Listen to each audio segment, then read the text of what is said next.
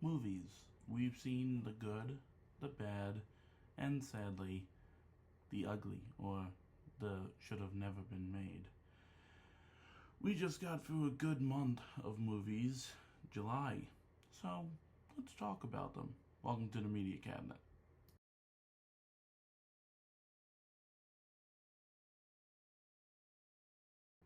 Yes, folks, welcome, welcome, welcome. Come on in. Welcome to the Media Cabinet.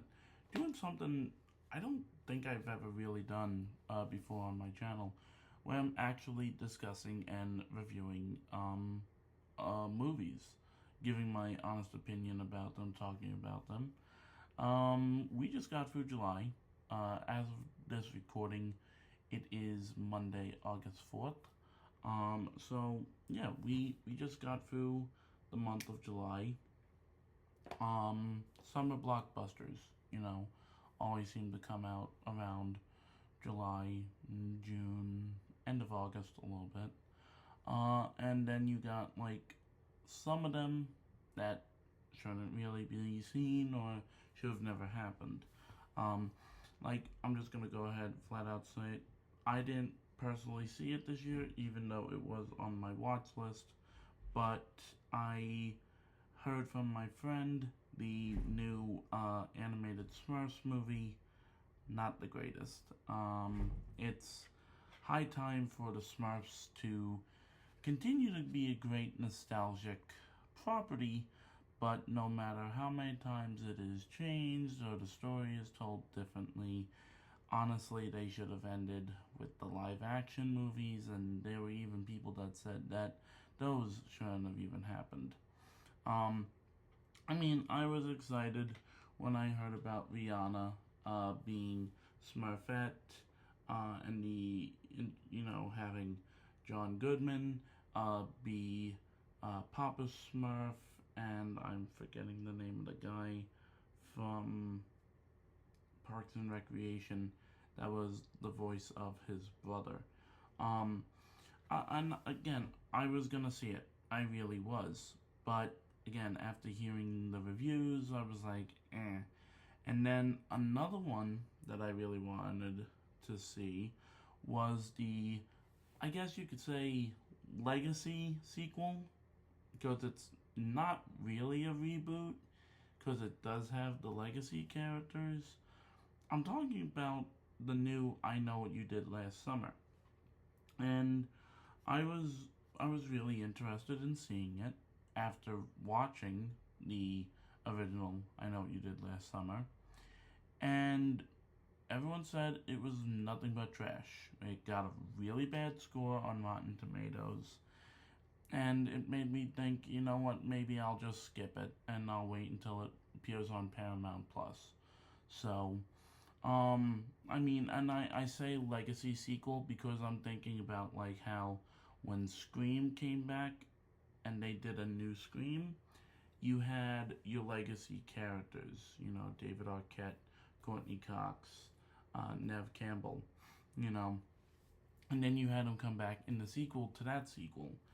And, looking at I Know What You Did Last Summer, yeah, you got Freddie Prinze Jr. and Jennifer Love Hewitt, but you don't have Sarah Michelle Gellar because, if I'm thinking correctly, I think her character dies in the first movie, so that's the reason why she's not in this one. That's why I'm saying it's like a legacy sequel, and it's like a spiritual sequel. So, um, but the movies that I did want to talk about for July, uh, July set up an amazing blockbuster month for 2025. Three great movies that are still dominating at the box office. Some are getting ready to come on digital, while two are still rocking the box office. So I'm going to talk about them in order and release date, give my flat out honest opinions and what I thought about them. I promise you, there is probably not going to be any negativity if I'm being honest. I enjoyed every single one of these three movies that came out. And I promise, I will be getting each of the steelbooks to unbox on my channel when the time may be. So, first I want to start with Jurassic World Rebirth. Um, Great movie. It was really, really good. You know, when I saw the news about Scarlett Johansson being in a Jurassic World movie, I was like, wow, this is really cool. She's branching out to other characters besides Marvel and everything. And don't I know Scarlett Johansson has done other movies. I'm not saying that she's sticking only with Marvel. I mean, she was fantastic in the animated Transformers movie that came out towards the end of 2024, Transformers 1. Absolutely loved that as well. Um, but seeing her alongside Mahershala Ali and I'm blanking on the name of the guy from Wicked. That was he played Fierro, and he was also in Jurassic World Rebirth. But this was a good like welcome back for the Jurassic films.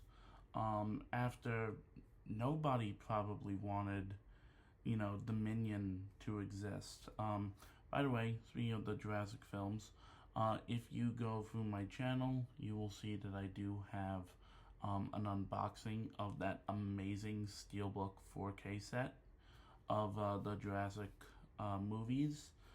So make sure to check it out if you haven't already. I love that set. I still have it to this day.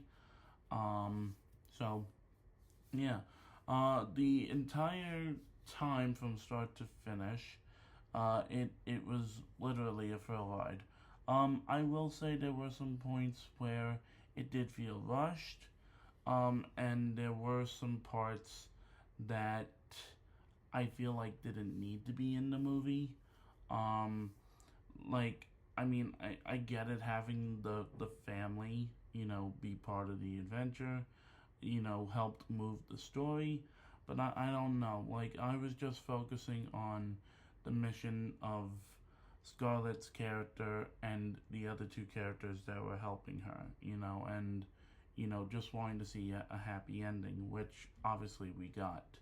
Um, I love the Jurassic Park movies and I love the Jurassic World movies as well. I saw Jurassic World in IMAX 3D with my good friend. I didn't see Fallen Kingdom in theaters, but I did see Dominion in theaters, and I never got to see any of the original Jurassic Park movies on the big screen, but loved them nonetheless.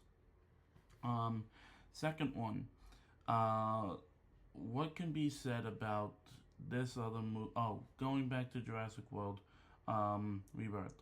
I would give it like a good like maybe 9.5 out of 10. There wasn't really anything that I hated about it. Again, it was a great 2-hour movie, and really enjoyed it. All I know is that after I got out of it, I needed to find a way to get back to where I was living in Orlando because all the Disney hotel buses were no longer running, and I was very thankful for a security guard that gave me a ride to French Quarter to get on a bus. But aside from that, yeah, 9.5 out of 10 for Jurassic World Rebirth. Still, really good film, nothing bad to say about it. Going into the second one, definitely a different approach. And one is dinosaurs. The second one deals with an alien who is sent to planet Earth to save us and protect us, and is definitely considered like a reboot for the franchise and for the company, the DC Cinematic Universe.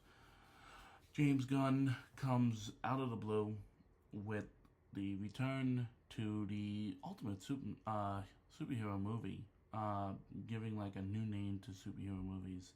You got Superman, David Cornsweet, Rachel Bonzian. I'm forgetting the name of the guy that played Lex Luthor.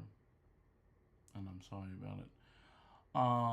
The inclusion of the Justice Society, Justice League, Start, whatever. It was really, really good. Another great 2 hour movie that I really want to see again on the big screen.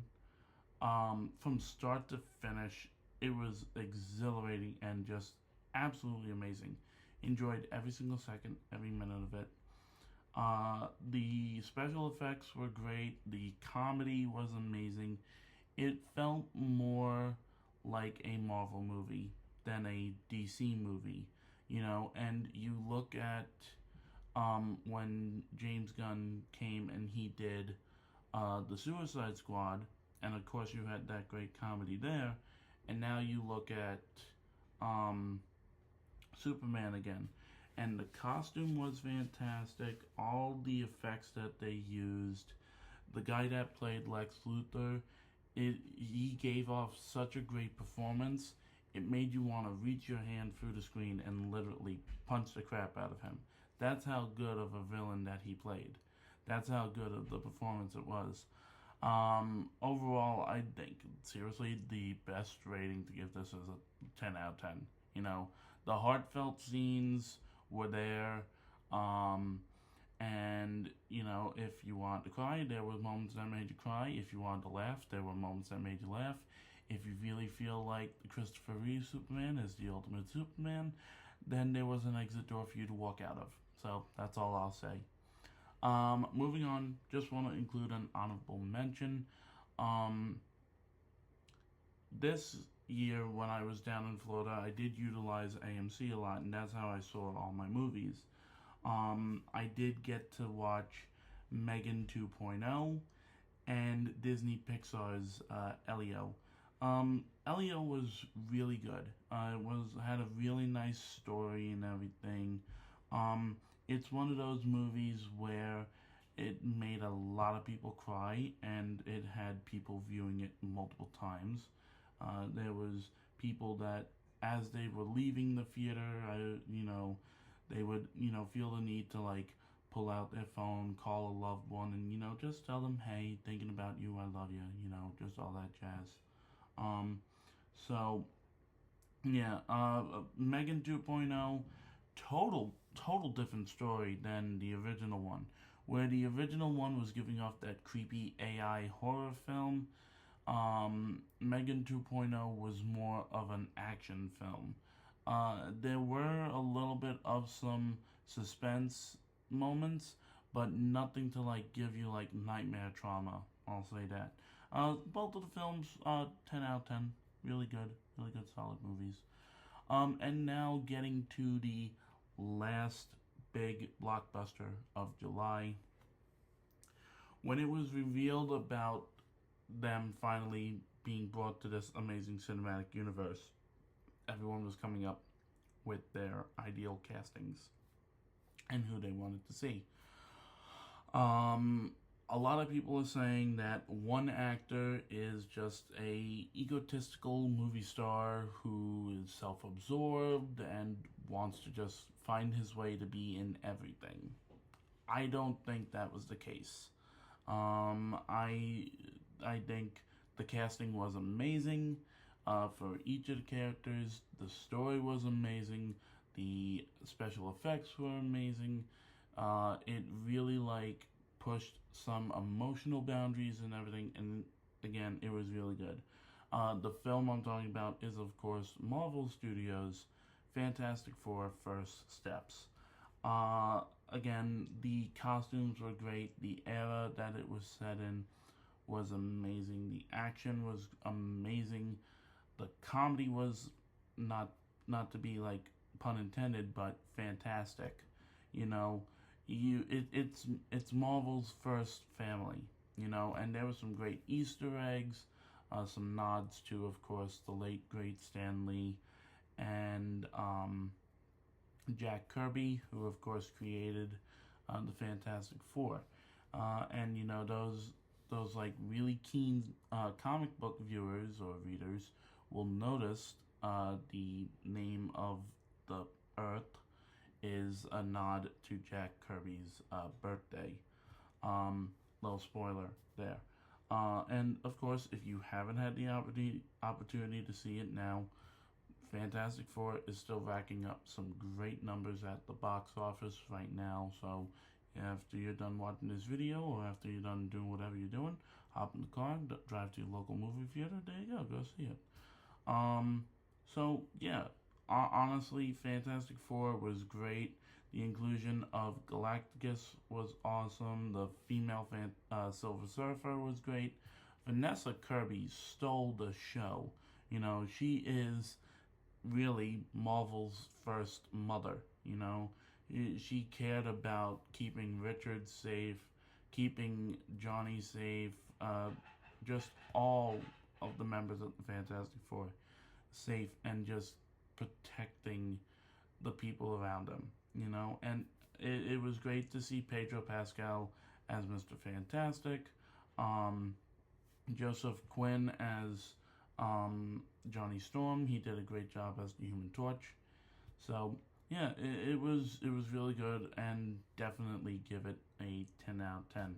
So I know that in the past we've seen some amazing blockbusters over the years and everything, but I really think that 2025 we saw a really good lineup of summer blockbusters for July. Some of these movies are still available playing in theaters. Some of them are coming to digital. I know this month Jurassic World Rebirth is coming to digital, and then next month it will be coming to physical. Superman is still in theaters, and so is Fantastic Four, the first steps.